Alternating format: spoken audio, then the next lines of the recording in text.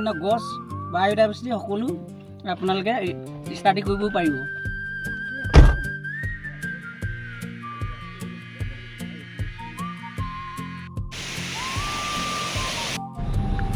আজিৰ যাত্ৰা দিহিং পাটকাই বনাঞ্চলত থকা আটাইতকৈ ডাঙৰ অন্যতম জলপ্ৰপাতৰ দিশে। ৰাতিপুৱা 8মান বজাত ঘৰৰ পৰা ওলাই 9 বজাত পালোগৈ আমি টিপামহৈ জয়পুৰ। এতিয়া আপোনালোকে ভাবিছে চাগে ইমান দেৰি কিয় হ'ল? কাৰণ আমি ভাদৈত অলপ সময় ৰ'ব লগা হ'ল আৰু দুজনমান ব্যক্তি আহিব লগা আছিল, তেওঁলোক অহাত পলম হৈছিল। এই আজিৰ যাত্ৰাৰ পৰিকল্পনা কৰিছে জোনদাৰ গাড়ীতে আহিছোঁ। জোনদাৰ গাড়ীখন অকণমান চকাটোৰ প্ৰব্লেম আছিল, গতিকে চকাটোৰ প্ৰব্লেমখিনি সমাধান কৰা হ'ল জয়পুৰতে, জয়পুৰ তিনিআলিত। তাতে আমি খাবলৈ কিছুমান স্নেক্স আৰু পানী বটল লৈ ল'লোঁ। জয়পুৰৰ পৰা পুনৰ আমি যাত্ৰা আৰম্ভ কৰিলোঁ 9:28 মানত আৰু জয়পুৰৰ ৰেইন ফৰেষ্টৰ গেটেৰে হৈ আমি আগবাঢ়ি যাবলৈ আৰম্ভ কৰিছোঁ শুকানজুৰিলৈ। এই জয়পুৰৰ পৰা শুকানজুৰিলৈ প্ৰায় 18-20 কিলোমিটাৰমান হ'ব। নদী আৰু পাহাৰ সংলগ্ন এই ৰাস্তাটোৰ নৈসৰ্গিক সৌন্দৰ্য অনুপম। ইয়াৰ পৰা টিপামৰ সুউচ্চ টিলাবোৰ ধুনীয়াকৈ দেখা যায়। শুকানজুৰি জলপ্ৰপাতত যাবৰ বাবে আমি প্ৰথমে নগাঘাটত থকা ফৰেষ্টৰ অফিচত গৈ দৰকাৰী অনুমতিসমূহ ল'লোগৈ। আমি যি সময়ত যাত্ৰা আৰম্ভ কৰিছিলোঁ সেই সময়ত এই ৰাস্তাটো কিছু অংশ বেয়া আছিল, যিবোৰ পৰৱৰ্তী সময়ত ভাল হৈ গৈছে। এতিয়া আপোনালোকে আহিলে এনে ধৰণৰ ৰাস্তা নাপায়।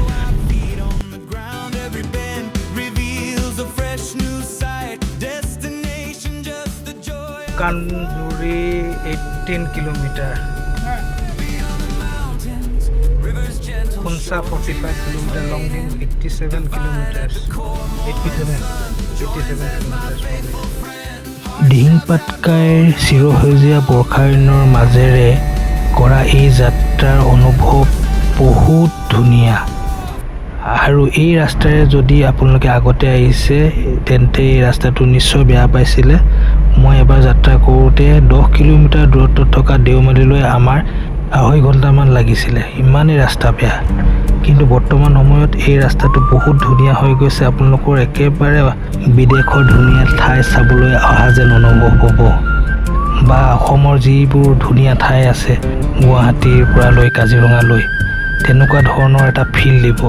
এই ফিলটো সঁচাই অনন্য আৰু এই ঠাইখিনিতো গোটেই কাজিৰঙাৰ দৰে অনুভৱ কৰাব আপোনালোকক যদি আহে। অসম এৰিয়াটো মানে দেখিলে কাজিৰঙা নিচিনা লাগে। Every trail stored, rainforest hung green and gold. Through the valleys wild and free, nature sings in harmony. Every raindrop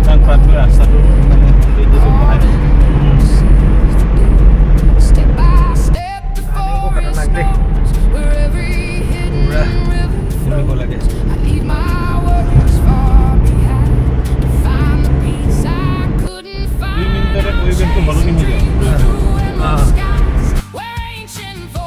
বৰ্ষাৰণ্যৰ বিভিন্ন পশু পক্ষী, পোক পৰুৱা ইত্যাদিৰ অনুপম শব্দৰ যি অনন্য সংগীত, সেই সংগীতৰ মাজেৰে আমি আগবাঢ়ি গৈ আছোঁ। এইখন হৈছে দিহিং পাটকাই বৰ্ষাৰণ্য জয়পুৰ ৰেঞ্জৰ, আৰু এইফালেদি গৈ আপোনালোকে অৰুণাচলৰ খুনচা, অৰুণাচলৰ দেওমালি ইত্যাদি যাব পাৰে।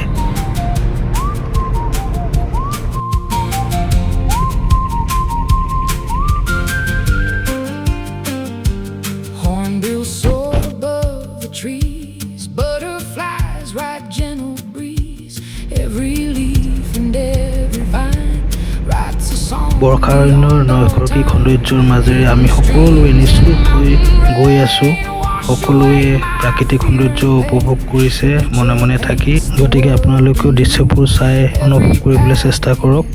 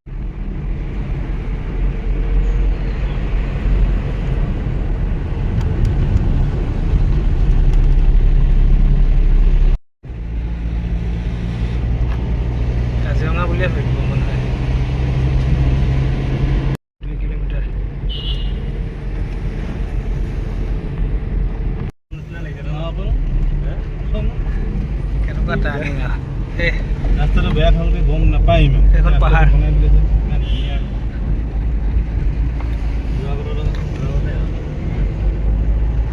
গুৱাহাটী পাবলৈ হৈছোঁ মানে দেমালি পাবলৈ হৈছোঁ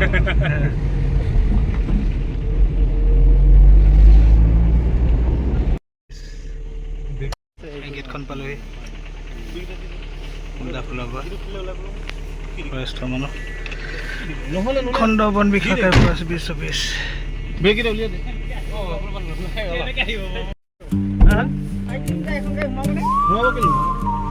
দেওমালীৰ ওচৰত থকা খণ্ড বিষয়া কাৰ্যালয়ৰ পৰা য'ত অৰ্কিড ষ্টাডিৰ কাৰণে যিটো প্লট আছে প্লটৰ ওচৰৰ পৰা লক্ষীন্দ্ৰ ককাইদেউ আমাৰ লগত উঠিল আজিৰ যাত্ৰাত তেওঁৱে আমাক গাইড কৰিব এইটো হেৰি যোৱাটো দেওমালী যোৱা ৰাস্তাটো খুঞ্চা যোৱা ৰাস্তাত সোমাই গ'লো নেকি আমি এতিয়া সোমাই যোৱা নাই আমি আছোঁৱেই আগৰ পৰাই আছোঁ সেইফালে গ'লেহে দেওমালী যোৱা ৰাস্তাত সোমাম ক'ত পাইছে কোন গাঁও আমাৰ ইয়াৰ এয়া কথা অঁ মোৰ বেতনী বেতনী নহয় বেতনী ভিডিঅ' তাৰ পৰা অলপমান আহি আমি অৰুণাচলৰ গেট পালোহি ইয়াৰ পোনে পোনে গ'লে আমি খুঞ্চা যাব পাৰিম চাংলাঙলৈও যাব পাৰি এইফালে দিয়ে আৰু এই আমি কিনাৰেদি যোৱাৰ যিটো ৰাস্তা এইফালেদি সোমাই ভিতৰলৈ 4 কিলোমিটাৰলৈকে গাড়ী যায় তাৰ পৰা আমি খোজ কাঢ়িব লাগিব ট্ৰেকিং আছে আমাৰ আমি আজি যিফালে যাম তাৰ অপজিট দিশত এটা ৰাস্তা আছে সেই ৰাস্তাৰে গ'লে এখন ৰেষ্টুৰেণ্ট পোৱা যায় আৰু নদী এখনো আছে য'ত মানুহবোৰে পিকনিক খাবলৈ আহে কিন্তু আমি যিফালে যাম সেইফালে খুব কম মানুহ আহে কাৰণ জংঘল আছে জংঘলৰ ভিতৰত ট্ৰেকিং কৰিব লগা হয় গতিকে খুব কম মানুহ আহিছে এইবাৰ আমি প্ৰথম আহিছোঁ আৰু যিটো জলপ্ৰপাতলৈ যাম সেই জলপ্ৰপাতটো খুব কম মানুহে আহিছে গতিকে ৰাইজক দেখুৱাবৰ কাৰণে এই ব্যৱস্থাটো আমাৰ লগত সাংবাদিক দুজনমান আহিছে বিশেষকৈ জিতুল দা আহিছে জিতুলাৰ লগত কেমেৰামেন আহিছে আৰু তেওঁলোকে সমগ্ৰ দৃশ্য কেমেৰাত বন্দী কৰি নিউজ চেনেলত বজাব প্ৰতিদিন টাইমত ইয়াৰ পৰা গাড়ী আৰু 4 কিলোমিটাৰ যাব এই যাত্ৰাটো সঁচাকৈ কঠিন আৰু পথটো বহুত জয়াল খুব কম মানুহ যায় কম গাড়ী যায় বাবে এই পথটো ইমান মসৃণ নহয় মাজে মাজে পানী আৰু বোকাও আছে আৰু গছ পৰি আছিল আমি যাওঁতে গছবোৰ কাটি আঁতৰাই আমি আগবাঢ়িব লগা হৈছিল এই যাত্ৰা পথ দুৰ্গম হোৱাৰ উপৰিও আমি যি ট্ৰেকিং কৰিম সেই ট্ৰেকিংটো আৰু কঠিন আছিল এই ট্ৰেকিঙৰ বিষয়ে আৰু এই যাত্ৰাৰ বিষয়ে তাত গৈ কি পালোঁ কি দেখিলোঁ কেনেকুৱা লাগিল সেই বিষয়ে আমি পাছত জনাম আপোনালোকক গৈ আছোঁ কৈ দিয়ক আমি বৰ্তমান এতিয়া শুকানজিৰ পৰা যাত্ৰা কৰি হাৱাদেৱী অভিমুখে গৈ আছোঁ হাৱাদেৱী আমাৰ দিহিং পাটকাই অৰুণাচলৰ বৰ্ডাৰ এলেকাত বহুত ধুনীয়া ৱাটাৰফল ইয়াত সকলো মানে ভিজিটৰ পেলাই বা দিহিং পাটকা এইটো সুন্দৰ মনোৰম দৃশ্য উপভোগ কৰিবলৈ আপোনালোকে আহিব পাৰে আৰু অন্যান্য গছ বায়'ডাইভাৰ্চিটি সকলো আপোনালোকে ষ্টাডি কৰিব পাৰিব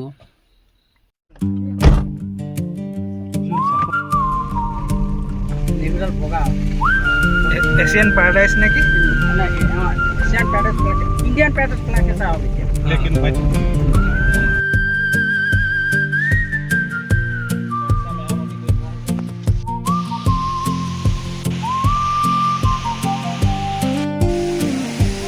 Morning mist upon the tree, whispers dancing in the breeze. Every trail a story untold, a rainforest heart of green and gold. Through the valley, wild and free, nature sings in harmony. Every raindrop lights the way, calling me to seize the day.